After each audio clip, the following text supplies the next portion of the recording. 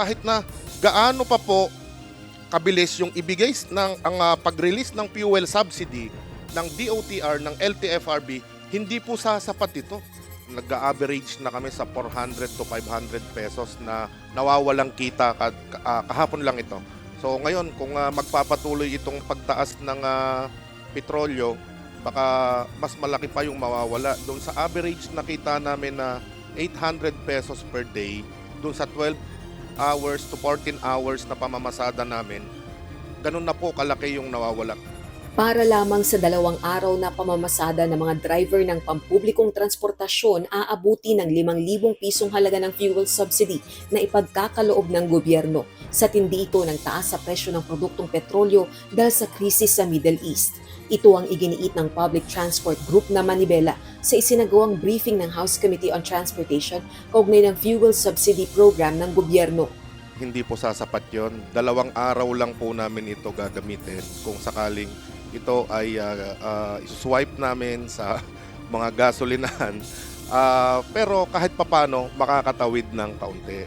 Gate pa nito, dahil sa taas ng presyo ng langis, pumapalo na sa 400 hanggang 500 piso ang nawawala sa kanilang arawang kita. Pero pinangangambahang tumaas pa ito kung lalawig ang gulo sa Middle East. Ganito rin ang ikinababahala maging ng mga driver ng modern jeepneys na anilay nasa 700 hanggang 8 piso na ang dagdag sa arawan naman nilang gastusin. Anila bukod sa bawas sa arawang kita, may iba pa silang gastusing inaalala. Hindi na kami nakakabayad sa bangko, hindi na namin na-maintain yung unit at nagkakaroon kami ng problema sa management dahil wala kaming kinikita.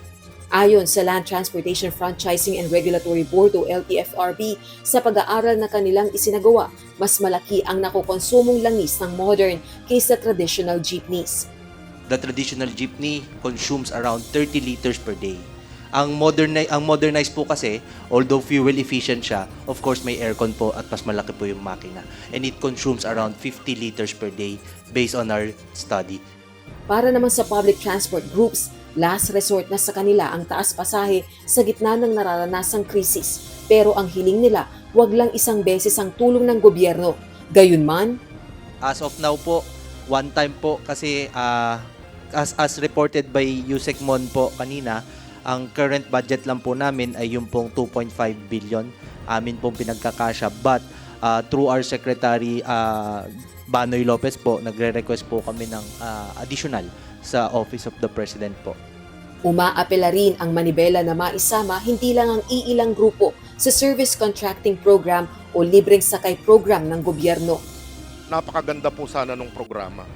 Kaya lang, kung dun sa ruta, isa lamang po na grupo ang mabibigyan ng service contracting at yung iba, doon sa same route na yon, hindi po makakapag-avail ng service contracting. Kawawa naman po yung hindi makakapag-avail. Ang grupo naman ng tricycle drivers may pangamba kung papaano makakarating sa kanila ang tulong na ipamamahagi sa ilalim ng fuel subsidy program ng pamahalaan. Alam nyo ho, napakatagal na panahon na laging may ayuda pero ang tricycle po hindi nakakakuha. At sa bilang na 2.5 billion, million po ang tricycle. So unang-una ang tanong ko nga kaya nilapitan ko DILG, up to this time, inaantay ko yung tawag ninyo kasi umiikot ako sa buong Pilipinas, wala po kami natatanggap. Paano makukuha yung sa tricycle? Ang gulo-gulo sa DILG ba?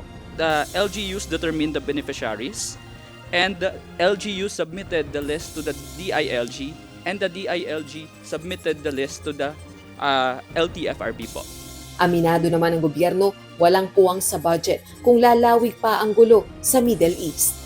We don't have enough fiscal space if this Iran-US war will extend to a longer period.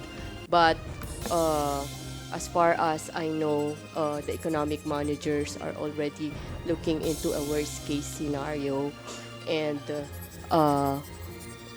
making plans on how to support the most vulnerable just in case this will last for more than a month or so. Rosalie Cruz, UNTV News and Rescue. Diyos ang aming sandigan, serbisyo publiko ang aming pinahahalagahan.